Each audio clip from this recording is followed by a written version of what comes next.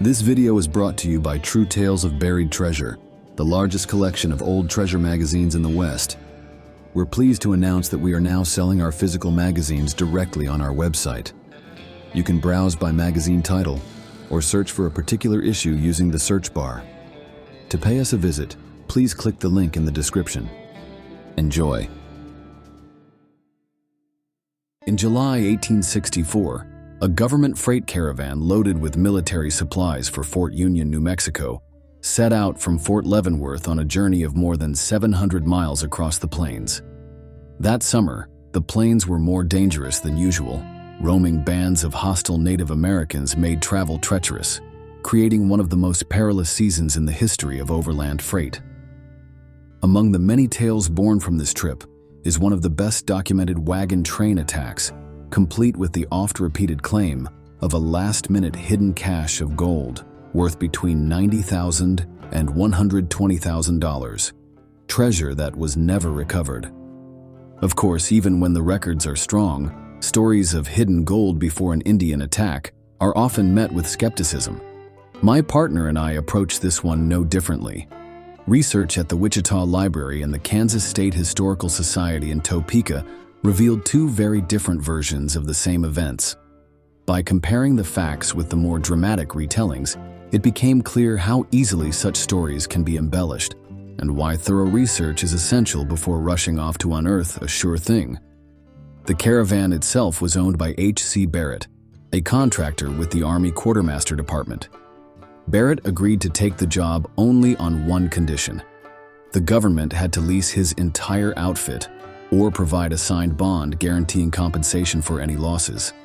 When officials hesitated, Barrett reminded them of the increasing Indian hostilities that summer and made it clear he wouldn't risk the trip otherwise. Reluctantly, the government agreed, and Barrett began hiring teamsters. Recruiting was no easy task. Few men were willing to risk their lives traveling through such dangerous territory. Barrett had to take whoever he could find. One of these was Robert McGee, a determined teenager who had tried to enlist in the Army but was turned away for being too young. Eager to see action on the frontier, McGee signed on as a bullwhacker, driving oxen along the trail. Barrett, needing every hand he could get, accepted him without hesitation. After days of preparation, the heavily loaded wagons rolled out of Fort Leavenworth on July 1st, 1864. The caravan traveled for days along the established trail, encountering no major trouble, only the occasional distant sighting of Indians who kept their distance from the well-guarded column. By mid-afternoon one sweltering day in mid-July, the caravan reached Cow Creek Crossing, a popular camping spot. The heat was oppressive, so the men decided to halt early to rest both themselves and their mules. For reasons never fully explained, the scouts made their own camp about a mile behind the wagons instead of staying with the main party. It was a fatal mistake. Around 5 p.m., more than 100 Plains Sioux warriors, led by Chief Little Turtle, swept down on the unprepared caravan. The attack was sudden and overwhelming. There was no time for the men to form a defense before the Sioux were among them, shooting, slashing, and setting fire to nearly everything in sight. The commanding officer at Fort Harker had already warned that the Sioux were on the warpath days before the attack.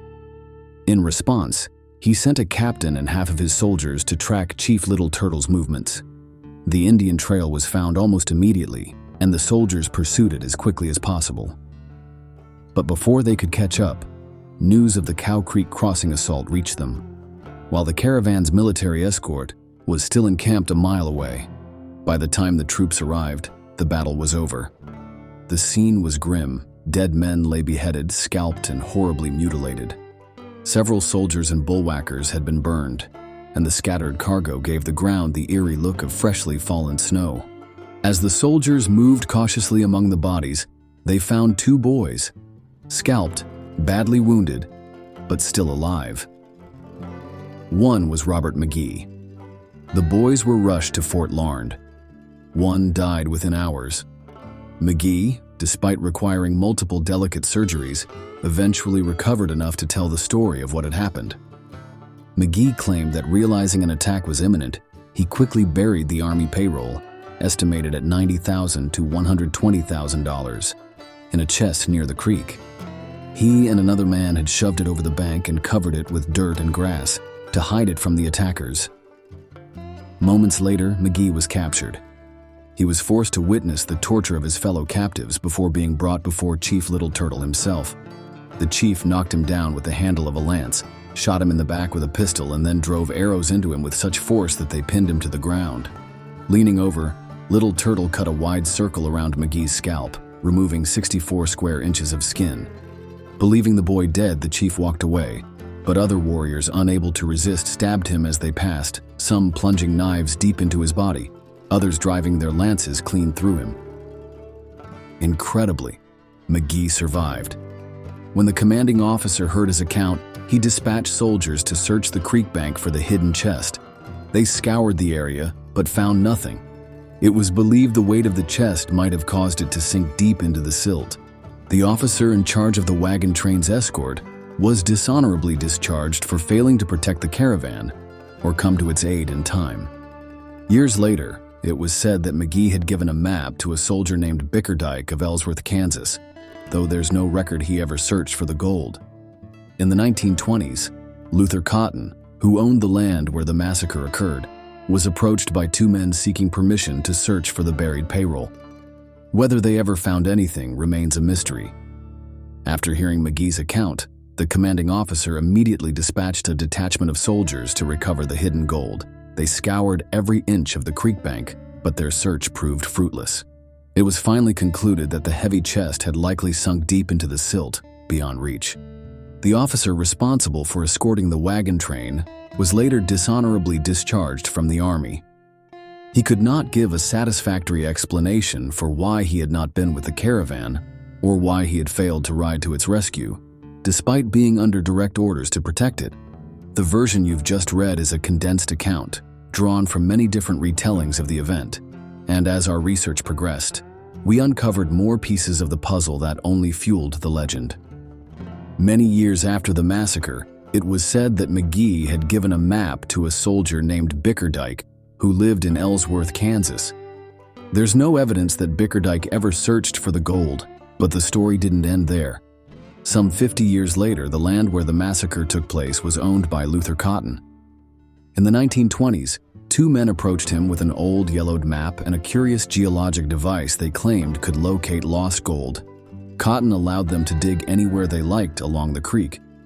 They wasted no time, cutting a hole 20 feet deep into the creek bank and lining it with rock. But after days of work, they abandoned the search and left empty-handed. Others tried their luck over the years, digging eagerly and leaving behind gaping pits, until Cotton finally forbade anyone from treasure hunting on his property. By this point in our research, it seemed possible the gold might still be there, unless someone had already beaten us to it. Hoping to settle the matter, we visited the State Historical Society. In just one afternoon, we uncovered a wealth of new material, so much in fact that we didn't have time to copy all the notes. We ended up photographing pages of old manuscripts to finish our work at home. But as we dug deeper, the story began to shift. It became clear that, like so many legends of the Old West, this tale had been told and retold, written and rewritten, until the truth had been buried under layers of embellishment. Piecing together multiple accounts, we found that the real events were somewhat different from the popular version. In reality, two wagon trains had left Fort Leavenworth on June 27th to travel together, each escorted by a volunteer cavalry troop. The first train, owned by Jerome C. Crow, consisted of 22 wagons and 24 men. The second, owned by Richard H. Barrett, had 9 wagons and 10 men. All were loaded with flour and wagon boxes belonging to the government, consigned to Fort Union.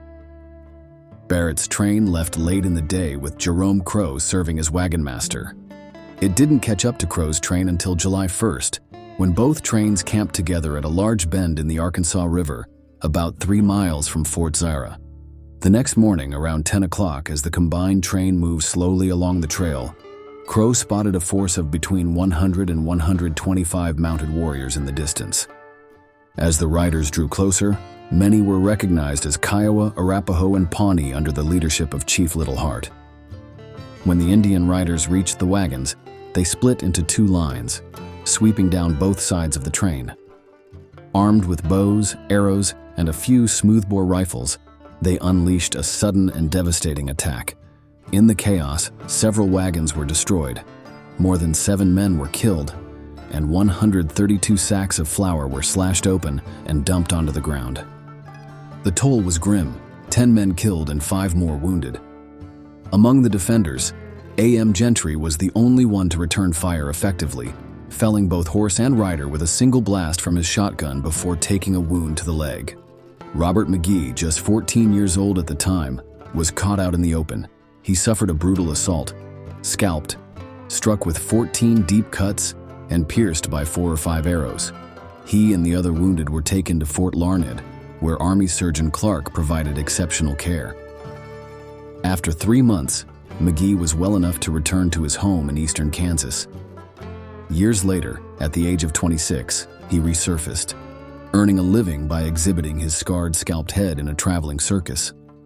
This version of events from the Barrett wagon train is supported by a 13-page document containing sworn claims and testimony from the wagon owners and survivors.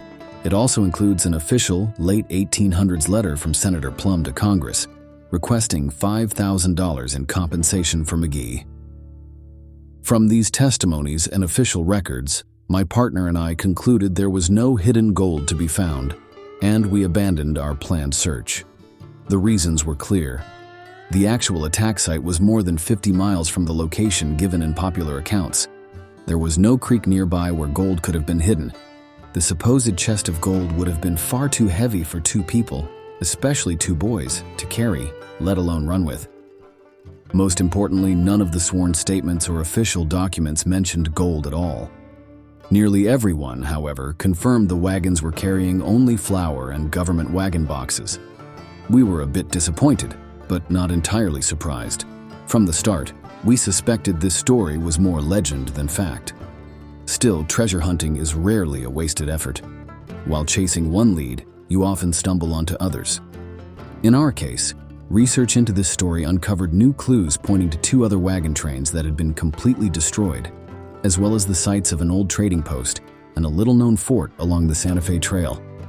All of these lay within a few miles of Cow Creek Crossing. There may be no hidden chests of gold waiting there, but the artifacts that could be recovered might be just as valuable to collectors, and far easier to sell. The lesson is simple. Always keep your eyes and ears open. Even if a promising lead fails, it may lead you straight to an entirely different treasure. Thanks for watching. If you'd like to read the original article or purchase the magazine from which it was taken, please check out our website, truetalesofburiedtreasure.com.